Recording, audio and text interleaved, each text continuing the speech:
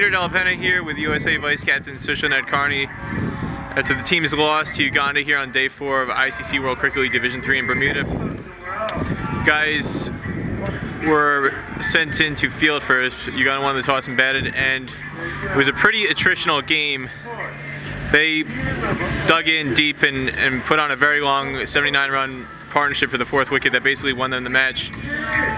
What was it like out there? It seemed like the intensity level was a lot lower, and it didn't feel like a lot of pressure was being put on them at the crease than compared to the match against Oman.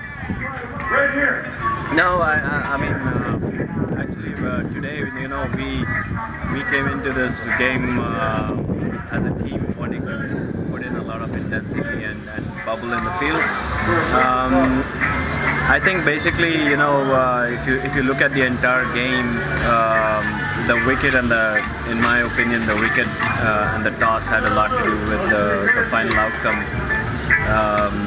Because when we started playing our innings, the ball was breaking really hard, and there was a lot of uneven bounce, which when they started it wasn't as much. But not to give any excuses, but full credit to Uganda, they played a great game. With the exception of your dismissal though, and maybe one or two others, there were a lot of loose shots, soft dismissals. There were 2 guys dismissed, caught slogging to deep square leg when there was a man on the boundary. There were a couple other loose dismissals. Do you feel like you guys shot yourselves in the foot a bunch of times today, or did they bowl into areas to force you guys into mistakes? Well, I think if you look at the way this goes, you can't get too much into a shell. I mean, the bowlers have the upper hand, and Uganda bowlers were pretty experienced. They were turning the ball pretty well, and the speed with which they were bowling was pretty good. So they weren't giving us much. So the guys did their bit in trying to break free and score a few runs instead of getting bogged down just defending the ball all the time. I think at the end of the day, it is what it is, and we need to look forward as a team.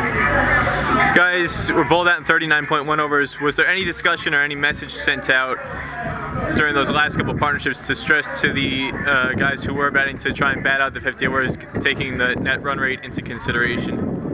Yeah, those discussions were happening inside, and I believe the message was sent out to the batters out there. What happened? It didn't seem like the approach really changed much, though. We saw Neil McGarrell get caught on the boundary for the 9th wicket. Do you guys feel like you let yourself down a little bit by not being able to bat out to 50 overs? Yeah, I think it might affect the net run rate and the calculations once the other games finish today. So we'll just have to wait and see how it goes. We know that the next game, Bermuda, is a must-win game for us. Positive thing to come out of today is you guys still control your own destiny. You don't need to depend on anybody else. If you guys win against Bermuda, you will clinch 2nd place. What are your thoughts going into that final match? Yeah, I mean, we've come to a point where Bermuda game is a must-win game for us to qualify for Division 2, and traditionally we've played Bermuda. We know them, we know their players and their styles, and plus we were playing on the stadium where we beat Italy 2 days back. So I think given all those scenarios, we just need to go back and plan for the next game and keep our heads high, because as you said, if we win the next one, we should be through. All right, USA Vice Captain Sushil Nadkarni, thanks a lot. Thank you.